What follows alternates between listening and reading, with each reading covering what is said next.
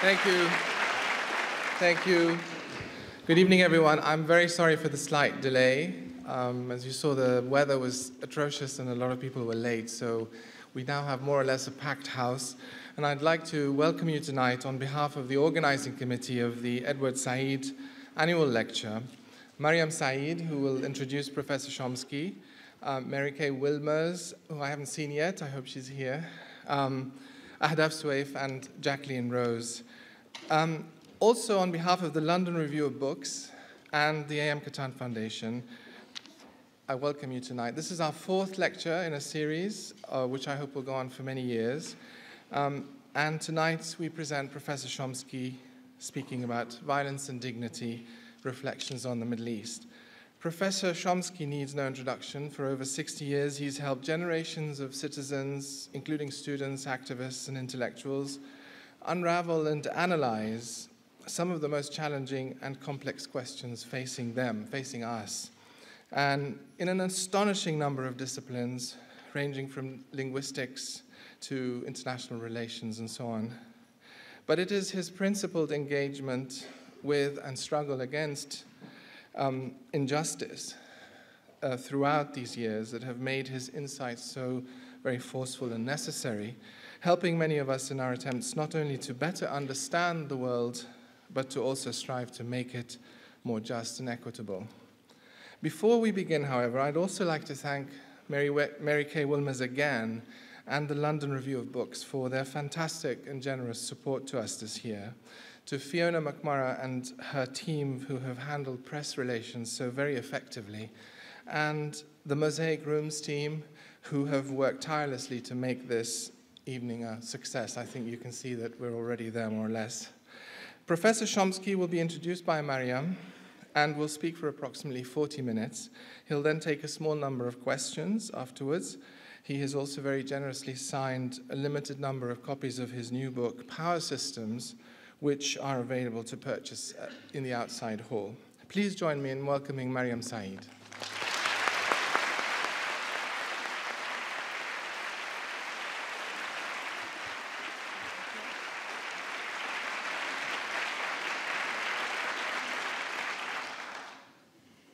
I would like to start by thanking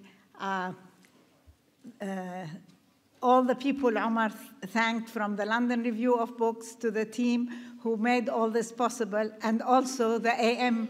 Catan Foundation, who has been our biggest supporter from the inception of this lecture series. Good evening, everybody. We all know that Professor Noam Chomsky needs no introduction.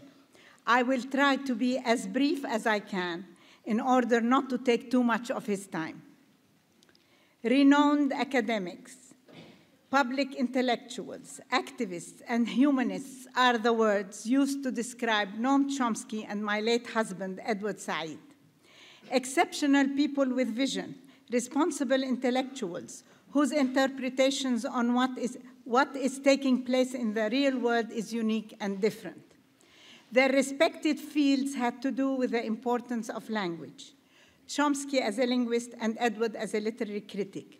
What they say is always clear and precise.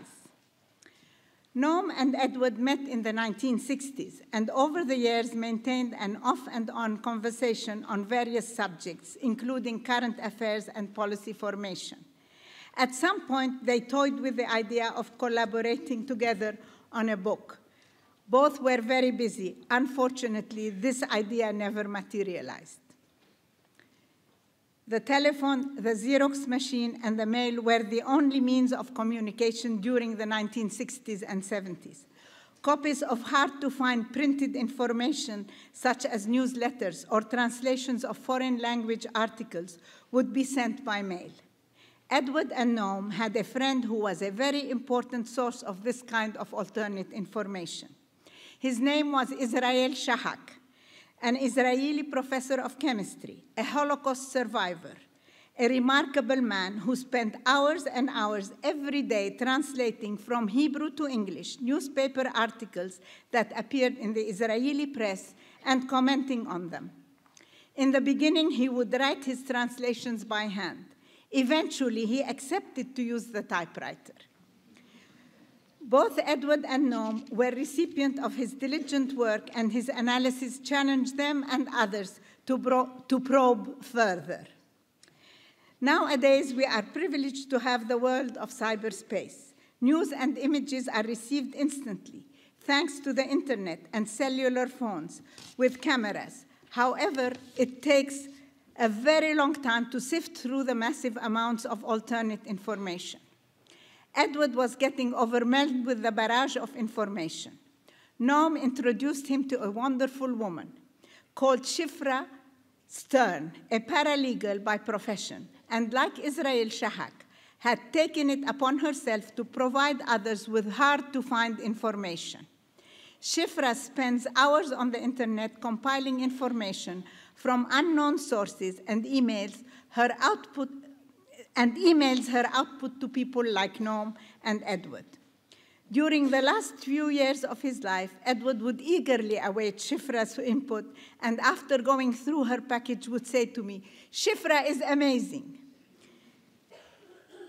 Before Edward passed away, he wrote a new preface for the 25-year anniversary edition of Orientalism, and I quote, "And lastly, most important, humanism is the only, and I would go as far as to say, the final resistance we have against the inhuman practices and injustices that disfigure human history."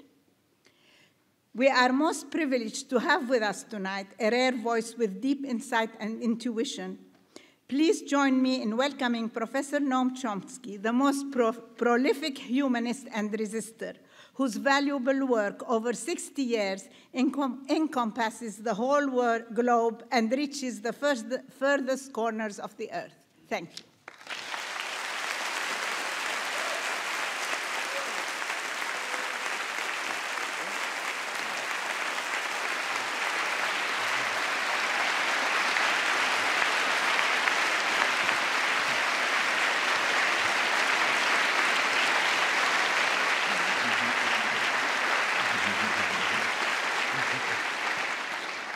Thank you, Mariam.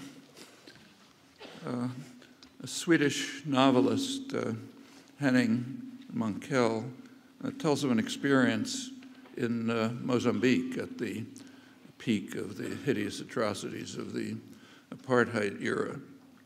He describes how he was walking towards the village, he saw a man walking towards him in ragged clothes. In his words, in his deep misery, the wretched survivor had painted shoes on his feet in a way to defend his dignity when everything was lost. He had found the colors from the earth, and he had painted shoes on his feet. Scenes like that will evoke many poignant memories among people who've witnessed cruelty and degradation, and also the steady resistance of the Samidin, borrow Raja Shahada's term for those who endure, remarkable book on Palestinians under occupation 30 years ago. Like many of you, and in fact much less than many of you, I've witnessed many scenes like that throughout the world over many years. Once again, last October, when I was able to visit Gaza for the first time. I'd tried earlier but couldn't make it. Greeting me on my return home were the reports on the latest outburst of shocking crimes, the November Israeli assault, supported by the United States and tolerated politely by Europe as usual. One of the first reports I received was a photograph by a young Gaza journalist, a man I've known for some years, who I met again in Gaza. The photograph showed a doctor in a hospital ward holding the hideously charred corpse of a murdered infant. The doctor is the director and a head of surgery at the Khan Yunis hospital in south of Gaza, where actually a few days earlier I had heard his passionate appeal for drugs and surgical equipment so that patients would not have to writhe in agony while awaiting simple surgery that cannot be performed for lack of facilities. As the November attack exploded, the United Nations released its weekly review of the permanent humanitarian crisis in Gaza. It reported that 40% of essential drugs are out of stock, consequence of the Israeli blockade and Western complicity, which we should not forget, and the unwillingness of the new Egyptian government to offend the masters. It appears that according to credible reports, that the borders are still under the control of Mubarak's dreaded Mukhabarat, secret police, which is closely linked to the CIA and Israeli Mossad. Just last week, I received another article by the same Gaza journalist, which you may have seen, describing the terrible impact of the Morsi government's latest assault against the people of Gaza. It has devised a new way to block the tunnels that are a lifeline for people imprisoned under harsh siege and constant attack, flooding them with filthy sewage. The same day's news brought a report by the Israeli human rights group B'Tselem on a new device adopted by the Israeli army to overcome the ingenuity of the Samidin in coping with tear gas, spraying protesters and homes with powerful jets of raw sewage. This is punishment for the weekly nonviolent protests against Israel's illegal separation wall, actually an annexation wall. So more evidence that great minds have similar thoughts, in this case combining criminal repression with a useful humiliation. The tragedy of Gaza dates back to 1948. Hundreds of thousands of Palestinians fled in terror or were forcibly expelled across the border by the conquering Israeli forces. They actually continued to truck them across the border after the official ceasefire for at least 4 years, we've recently learned. Recent Israeli scholarship, notably the very important work of Avi Raz, cites documentary evidence that the government's goal was to drive the refugees into the Sinai, and if feasible, also the rest of the population of Palestine. These long-standing goals may well be a factor contributing to Egypt's reluctance to open the border to free passage of people and goods barred by the cruel Western-backed Israeli siege. Getting rid of the Arabs of Gaza was only one facet of much broader goals. During the 1948 expulsions, Israeli government Arabists predicted that the refugees would either assimilate elsewhere or would be crushed and die, while most of them would turn into human dust and the waste of society and join the most impoverished classes in the Arab countries.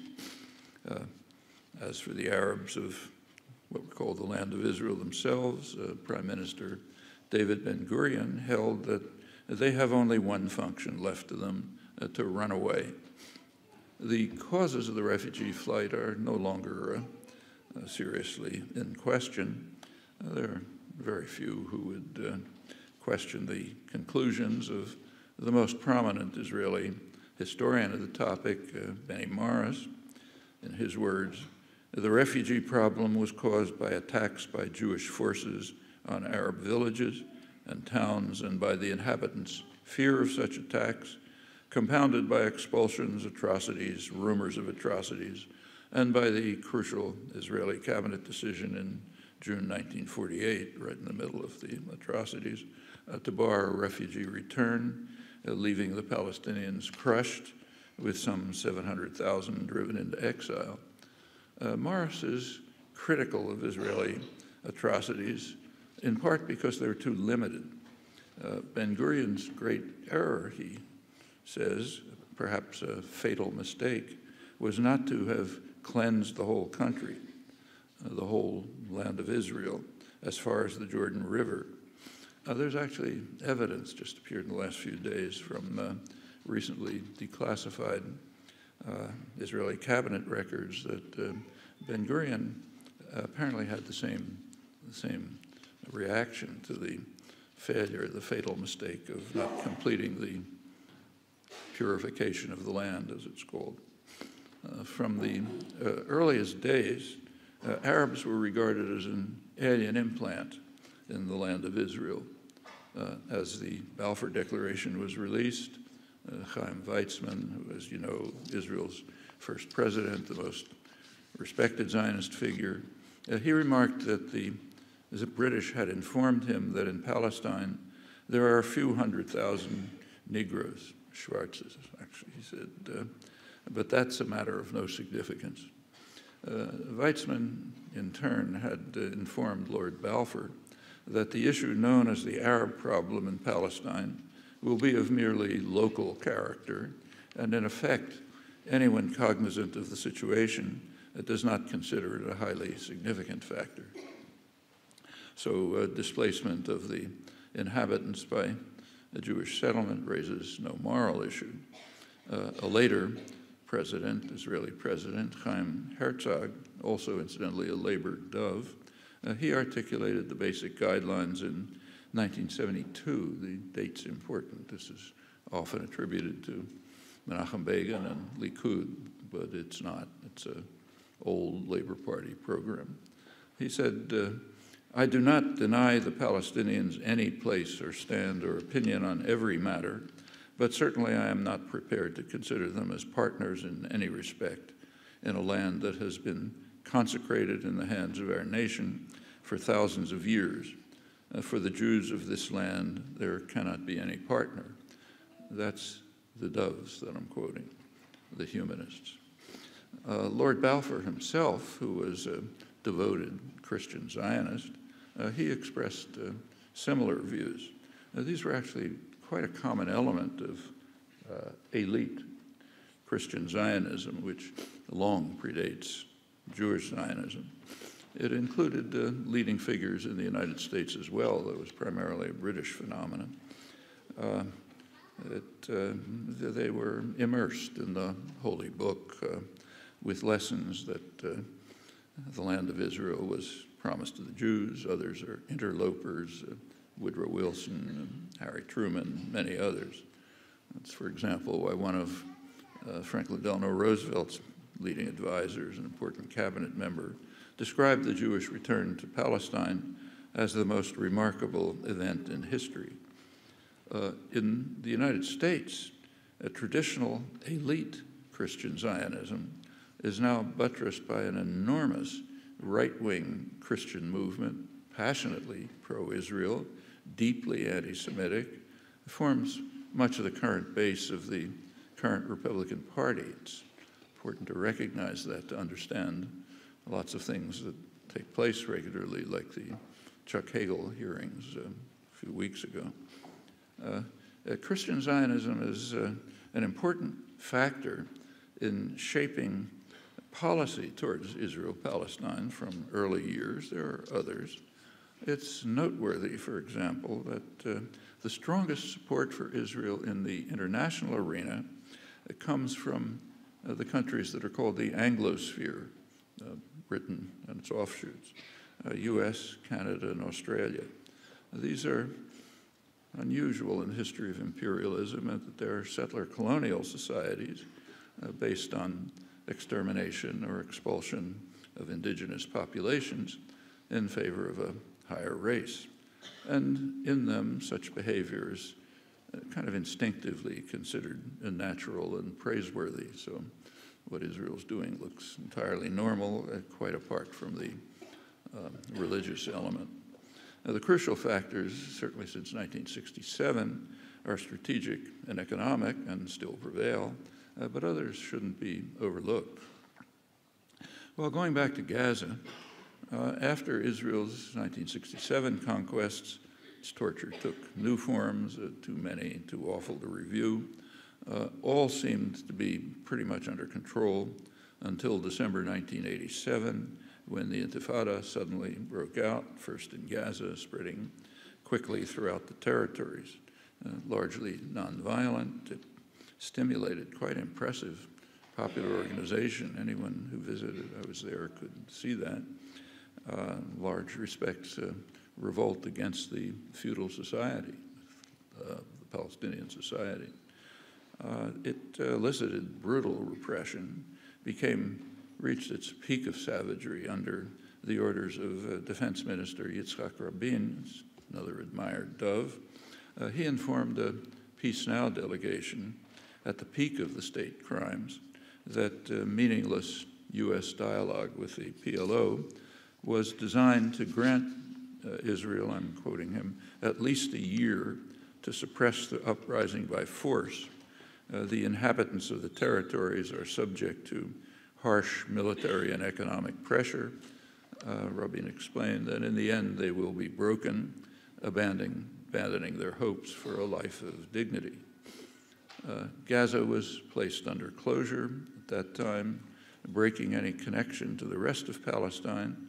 This was extended shortly after within the framework of the Oslo Accords of 1993, which, if anyone cares, declared that Gaza and the West Bank are an indivisible territorial unity which cannot be separated. U.S. and Israel were doing the opposite. And that remains U.S.-Israeli policy to the present. It's quite significant. Separation of the two regions guarantees that if any limited autonomy is gained in the West Bank, it will have no access to the outside world except through Jordan. And that's being barred by the systematic expulsion of the inhabitants of the Jordan Valley, expulsions that the Israeli press accurately calls tihur babika, purification of the valley, cleansing of the valley.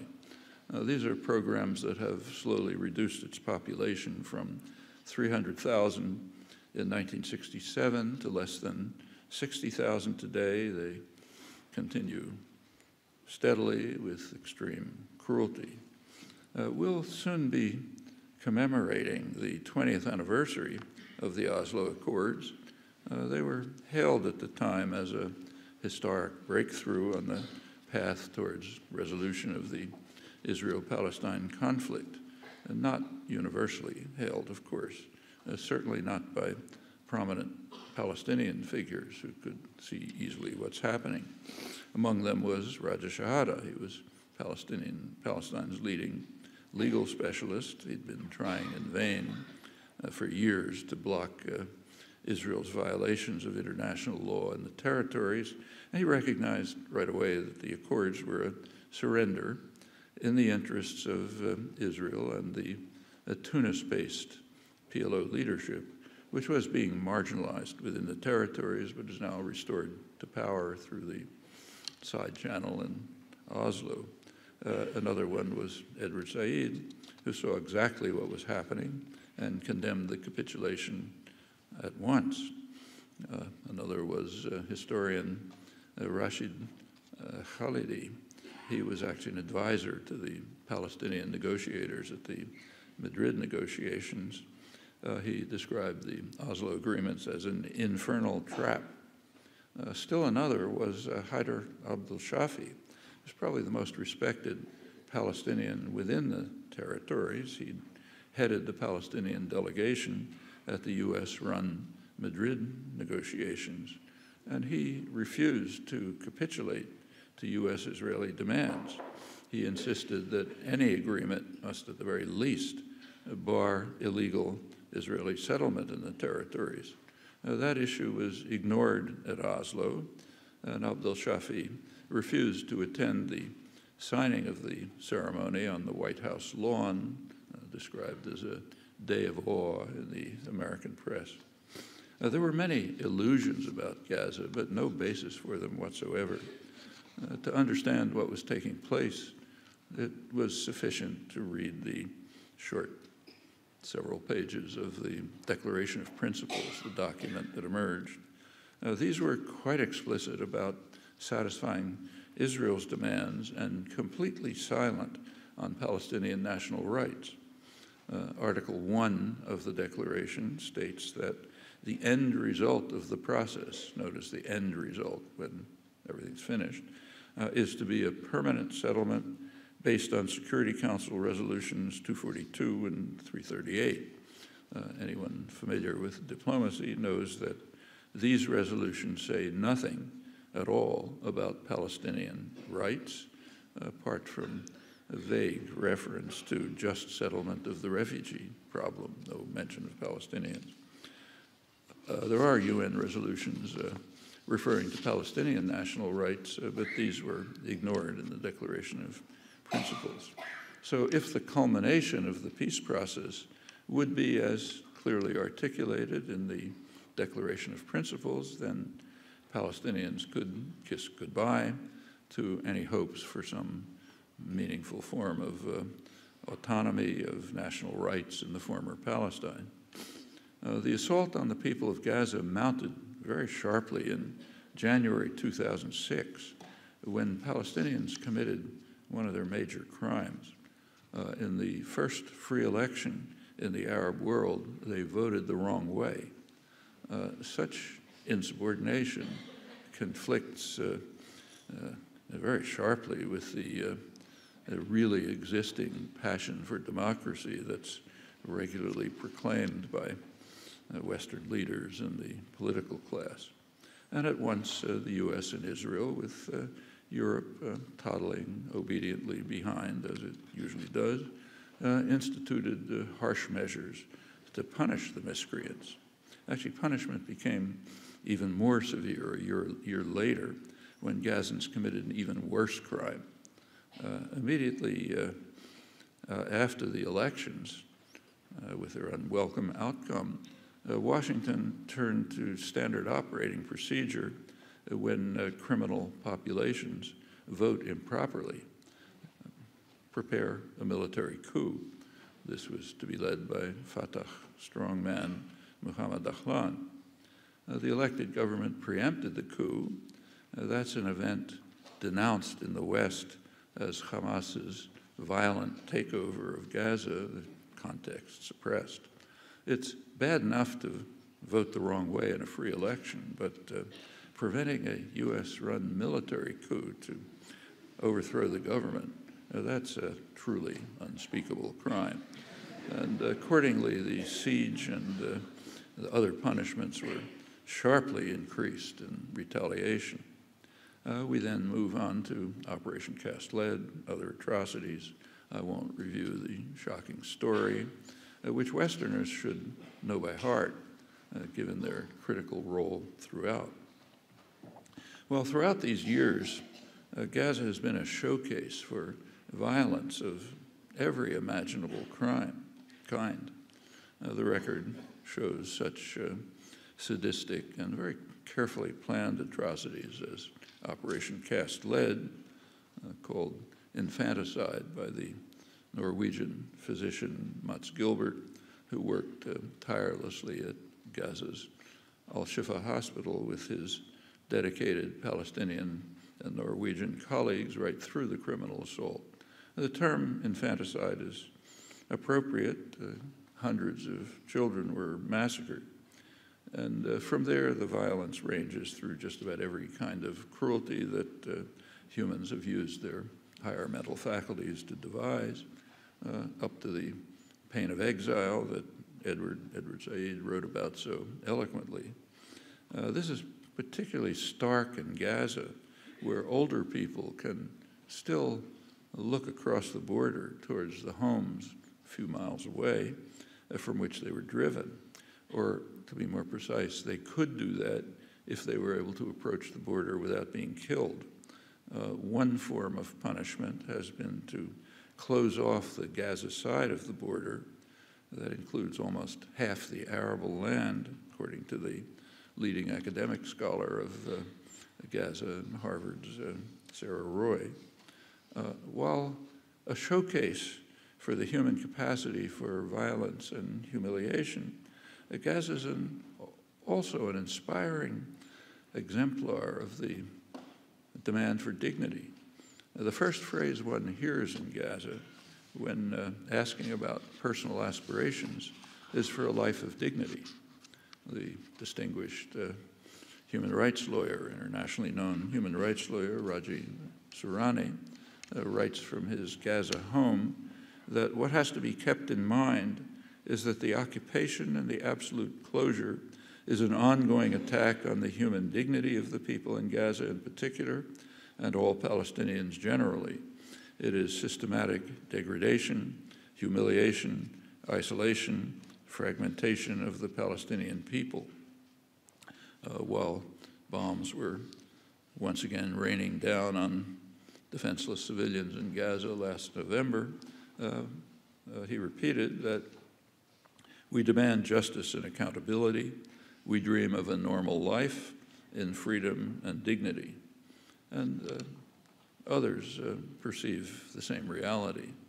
In The Lancet, leading international medical journal, a visiting Stanford physician who was appalled by what he witnessed described Gaza as something of a laboratory for observing an absence of dignity, a condition that has devastating effects on physical, mental, and social well-being.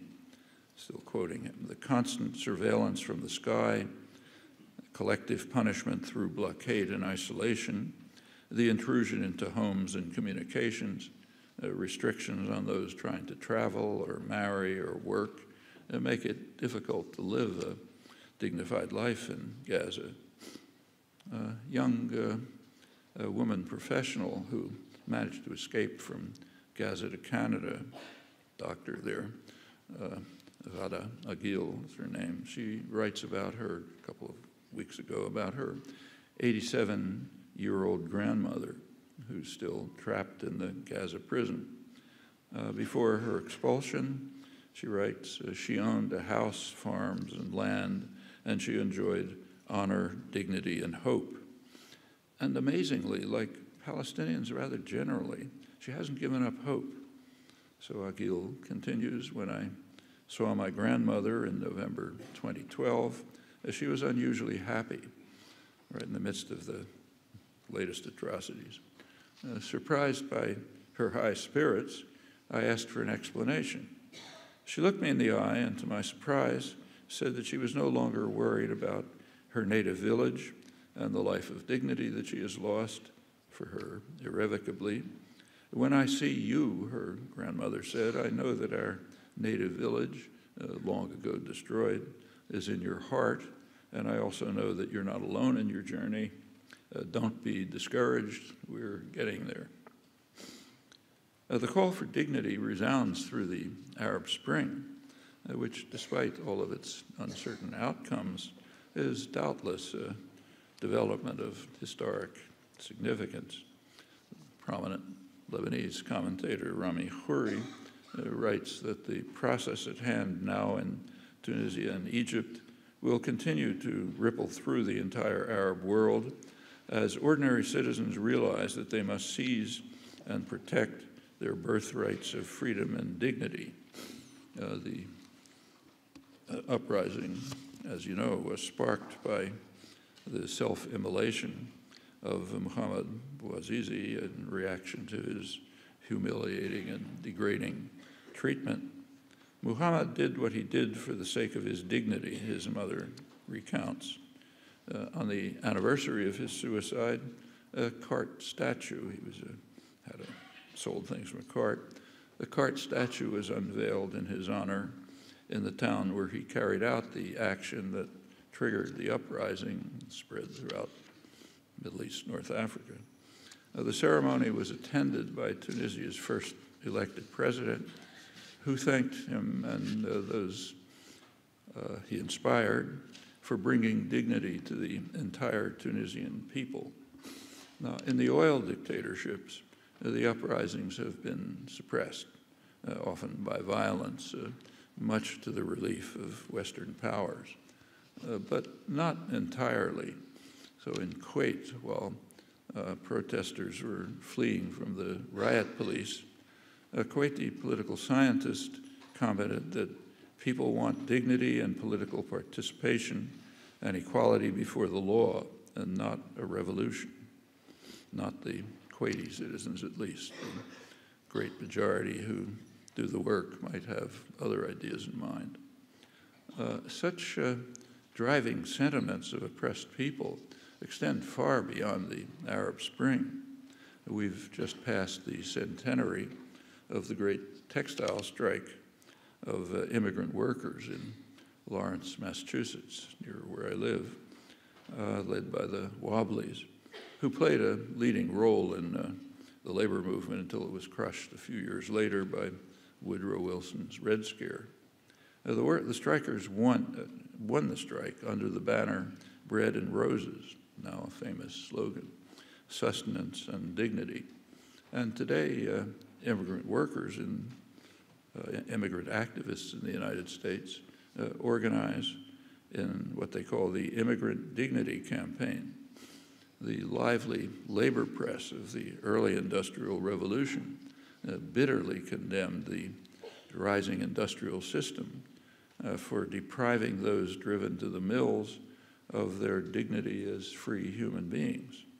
The early 1970s witnessed the last militant strike wave in the United States before the labor movement has once again been crushed under the neoliberal assault on the population, which is taking place everywhere. You're suffering from it here.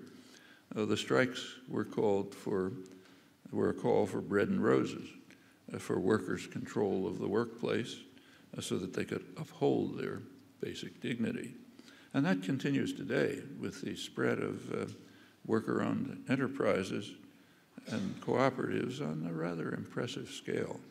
These aspirations have been suppressed by violence throughout history, but the spark's never extinguished, and it continues to burst into flames.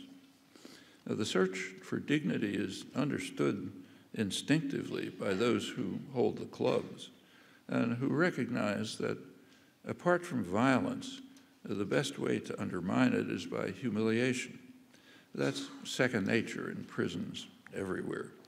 It reaches its sordid extreme in places like Bagram and Guantanamo, portrayed unforgettably by Victoria Britton, who's recently broadened the shameful picture to include the fate of the women left behind. The normal practice in Israeli prisons has gained some attention in the last couple of weeks because of the concern that it might spark another uprising, third intifada, after the death of a young man, Arafat Jaradat. He was arrested at his home at midnight, of course. That's to properly intimidate the family.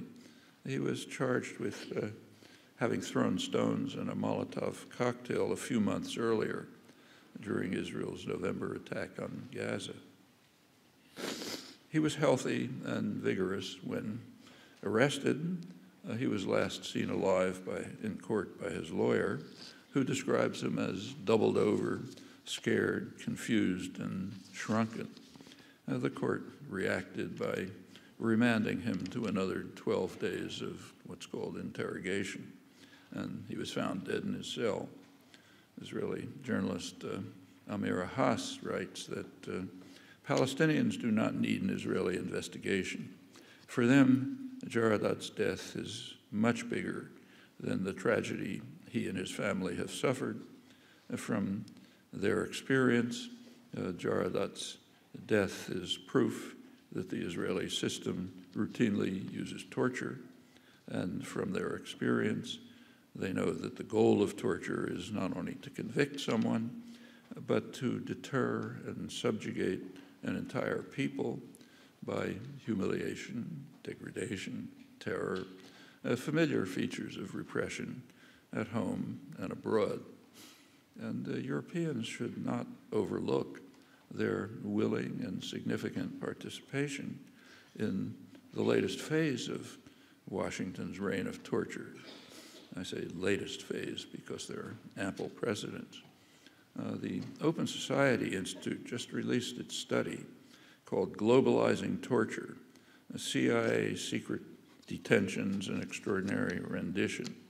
You know what that means, sending people to the most miserable dictatorships that can be tortured properly without us saying we're doing it. The study reveals that 54 countries participated in the campaign. That included most of Europe and most of the rest of the world. Actually, one region of the world was exempt, Latin America. Virtually alone, it refused to participate in globalizing torture. And that's quite a remarkable fact. Only a few years ago, Latin America remained Washington's obedient backyard, did what it was told. And it was also, during this period, one of the torture capitals of the world, and not any longer. One can easily see why Western elites are so concerned about the threat of democracy and so committed to limiting it, most recently in the Middle East. The need for humiliating those who raise their heads is an ineradicable element of the imperial mentality. Just cite one typical case. There's a highly regarded liberal commentator of the New York Times, also a Mideast specialist, Thomas Friedman. He was asked on TV for his recommendations for the US-UK occupying army in Iraq a couple of months after the invasion. And his answer was elegant and forthright. I'll quote him. He said, "We needed to go over there, basically, take out a very big stick right in the heart of that world. What Muslims needed to see was American boys and girls going from house to house, from Basra to Baghdad, and saying, 'Which part of this sentence don't you understand? You don't think we care about our open society? You think this bubble of terrorism fantasy, we're just going to let it grow? Well, suck on this,' namely what they did. So in short, a severe dose of humiliation administered by American boys and girls will teach the terrified women and children whose houses they break into, teach them that they better stop terrorizing us. Well, as usual, it elicited a little comment, apart from people who are called misguided sentimentalists. The need not just to control, but also to humiliate the victims is second nature to political leaders as well, as case after case. One interesting case was in 1988. It's the year when the Palestinian National Council formally accepted the international consensus on a two-state settlement. The U.S. by then was becoming an international laughingstock with its unwillingness to hear Yasser Arafat's call for peaceful diplomacy. And the reasons were explained by Secretary of State George Shultz in his memoirs, also a respected statesman. He informed his boss, Ronald Reagan, that Arafat was saying in one place, unk, and he was saying in another place, cl, but nowhere will he yet bring himself to say uncle in the style of abject surrender that's demanded of the lower orders. Well, Israel actually did hear the call for a political settlement, and it reacted at once by declaring that there can be no additional Palestinian state between Israel and Jordan. Jordan's a Palestinian state by Israeli fiat, whatever misguided Jordanians and Palestinians might think. Washington very quickly endorsed Israel's reaction. It's the James Baker Plan of December 1989. All of this has been quite effectively excised from history. There's no need to sample the reflexive resort to the principle in imperial history. One case that probably has not been forgotten by the victims is the attitudes of the Anglo-Iranian oil company administrators towards what they called the WOGs during the glory days of the company. In their words, the only way to handle the WOGs is to browbeat them, to cow them into submission. with the iron fist always poised when such gentler means do not suffice. Iran's brave and dignified leader, Mohammad Mossadegh, was subjected to ugly abuse and humiliation by the British government and the educated classes in the US too, because he sought to implement Iran's right to take control of its own resources. These, incidentally, are called our resources in internal documents, which by accident happen to be somewhere else. Mossadegh was a dedicated constitutionalist. He insisted on keeping to completely nonviolent means, like Allende, and he paid for it with the US-UK military coup in 1953, which was greatly lauded in the West. So the New York Times editors, for example, soberly explained that underdeveloped countries with rich resources now have an object lesson in the heavy cost that must be paid by one of their number, which goes berserk with fanatical nationalism.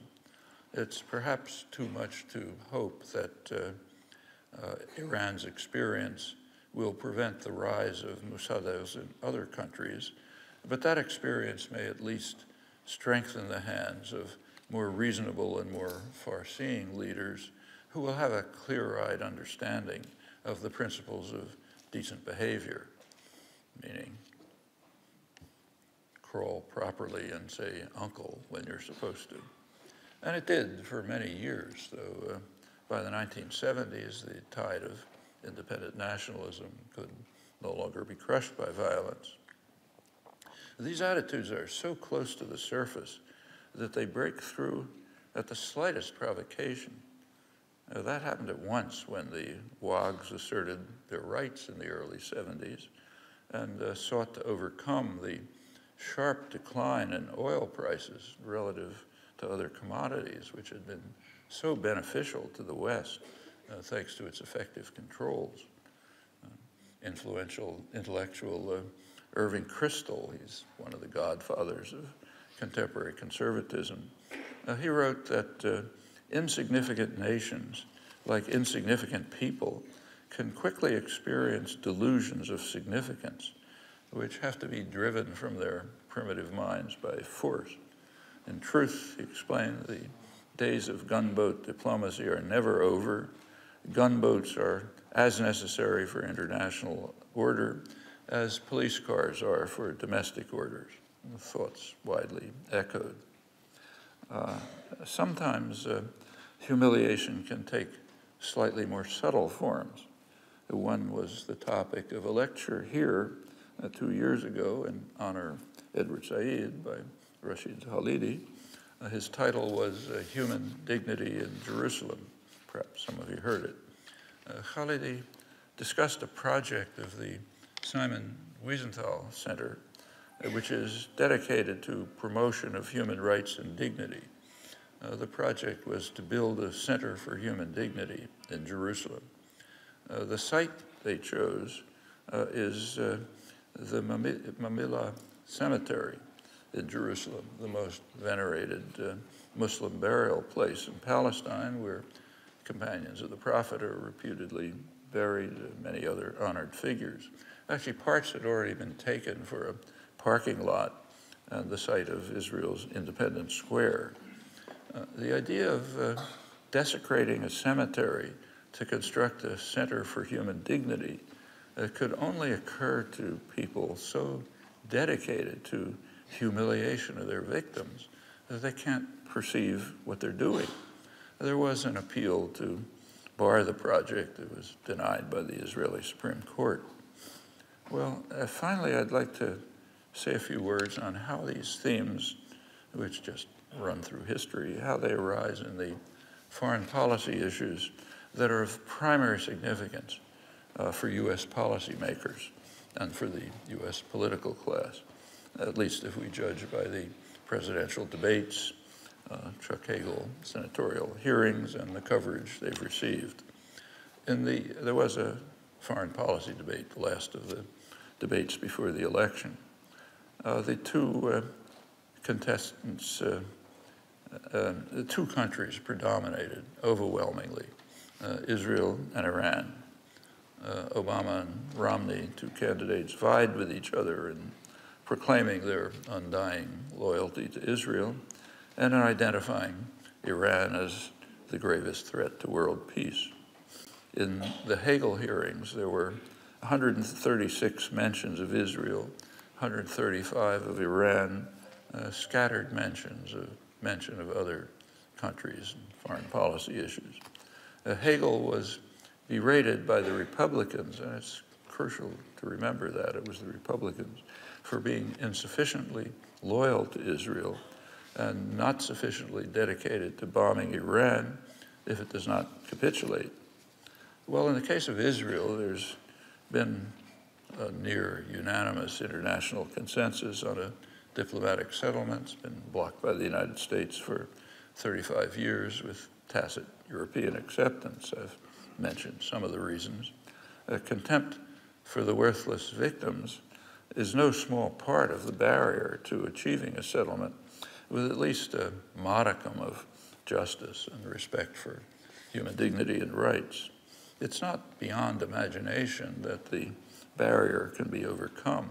It'll take dedicated work, as has happened in other cases. On Iran, I'd like to suggest to you, if you're not familiar with it, a fine talk by John Snow about a year ago at the Chatham House. Snow knows Iran very well. He had much of interest to say. His main point was that the West must overcome its contempt for Iran and its people. He ended the talk by calling for esteem, esteem, esteem. We should respect Iran, its history, its civilization, while also making it quite clear that we condemn its government. We should engage with Iran by trade, cultural interchange, other measures. He brings up one highly successful case, a cooperative exhibition of Iranian artistic treasures by the British Museum and Iran. Actually, there's another example, more recent. There was an international congress in Tehran last October on HIV/AIDS. American scientists participated. Just a couple weeks ago was the annual meeting of the American Association for the Advancement of Science, the main scientific organization. The U.S. participants in the Tehran conference described Iran as a model for the rest of the region in its response to AIDS, and added that we can learn a lot from what Iranians are doing, or could, they add, if it weren't for the fact that these efforts are now being severely undermined by the harsh sanctions. But going back to Snow, the most important step he emphasized would be to overcome the contempt that has guided the West for a century. It's primarily Britain, the United States, since it largely replaced Britain in 1953, when the two overthrew the parliamentary government, installed the harsh tyranny of the Shah. I won't review the disgraceful record of contempt and purposeful humiliation. Actually, it's explored in depth in a new book, the best scholarly study of the coup, Ervand Abrahamian's very revealing work, which just appeared. It should evoke shame and deep regret in Britain and the United States. And we should also remember that in the last 60 years, not a single day has passed when the US and Britain were not brutally punishing Iranians. First by installing and backing the Shah, then by supporting Saddam Hussein's aggression, then harsh sanctions, now the open threat of war, which is a violation of the UN Charter, if any sentimentalists among you care. The current issue is Iran's nuclear programs. Interesting to ask who shares the Western perception, actually obsession, that this is the greatest threat to world peace. And that question's pretty easy to answer. The obsession is not shared by the non-aligned countries, it's most of the world, they continue their vigorous support, outspoken support for Iran's right to enrich uranium as signers of the Non-Proliferation Treaty. It's not shared in the Arab world, where the population dislikes Iran for all kinds of reasons that go way back, but does not consider it much of a threat. Now, the population does perceive threats, primarily Israel and the United States. The people I'm talking about. Western commentary keeps to the oil dictators who do see Iran as a threat. This helps explain why the West is so opposed to democracy in the Arab world. If you had any, disregarding the usual boilerplate, if you have some kind of functioning democracy, public opinion has some sort of influence on policy. And the last thing that the West wants is for policy to focus on the threats that are perceived of the US and Israel, and not on the threat that the West is obsessed with, the alleged threat of Iran. Well, secondly, whatever the threat's alleged to be, is there a way to address it, short of sanctions that punish the population and war? Well, there are a number of possibilities. One approach would be to try to revive the Tehran Agreement of May 2010. Then Iran accepted a Turkish-Brazilian proposal to send a low-enriched uranium for storage abroad in Turkey, and to have the nuclear powers satisfy Iran's needs for its medical reactors. The U.S. government and the media bitterly condemned Turkey and Brazil for overcoming the greatest threat to world peace. And Obama quickly rushed through new sanctions at the United Nations. The U.S. refused to accept yes for an answer, as quoting Mohammed al-Baradei, the former head of the International Atomic Energy Agency. The Brazilian foreign minister was rather annoyed by this, and he released a letter from Obama to President Lula da Silva of Brazil, proposing exactly what Turkey and Brazil had achieved. Presumably, Obama was assuming that Iran would reject the proposal and get some propaganda points.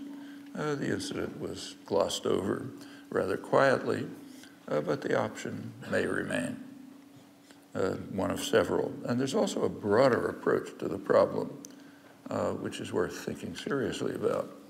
It was actually proposed by the non-aligned conference that met in Tehran last August. It renewed a long-standing proposal, which has been vigorously advanced by Egypt in particular for many years, and has such overwhelming international support that Washington has been compelled to express its formal agreement, but only formal reservations that can't do it.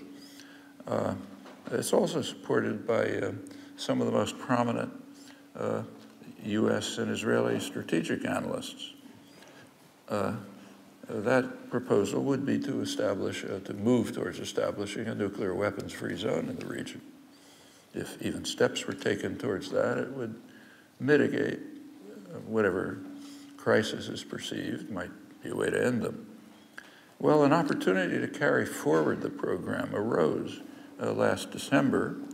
An international conference was to be held in Finland to move towards implementation under UN auspices.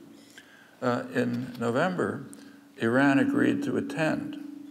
A few days later, Obama canceled the conference. The core issue, of course, is that the U.S. will not allow Israel's nuclear weapons to be subject to inspection or even discussion. Well, a few days after Obama canceled the conference, the UN General Assembly passed a resolution calling on Israel to join the Non-Proliferation Treaty, 174-6. Joining Israel in voting no were the United States, Canada, several U.S. Pacific Island dependencies. I didn't check, but I suspect that Britain abstained. The U.S. then proceeded to carry out a nuclear weapons test, once again banning international inspectors from the test site. Shortly after that, a meeting took place under the auspices of the Washington Institute for Near East Policy. It's an offshoot of the Israeli lobby. The press likes to pretend that they're independent experts.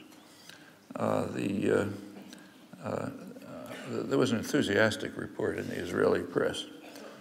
It said that Dennis Ross, Elliot Abrams, other former top advisors to Obama and Bush assured the audience that the president, I'm quoting it, the president will strike Iran next year if diplomacy doesn't succeed.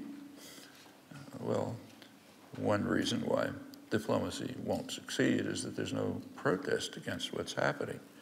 And there can't be. There can't be any protest for the failure of diplomacy or efforts to seek to end the greatest threat to world peace for a very simple reason. Hardly a word about these recent events, in fact, virtually nothing, has been reported in the United States.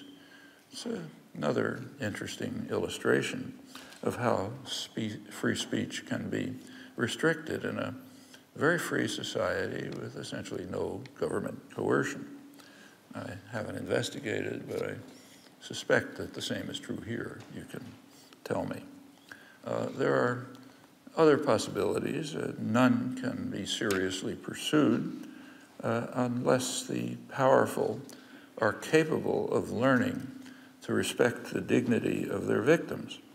If this is beyond their means, impassable barriers will remain, and the world will be doomed to violence, cruelty, and bitter suffering.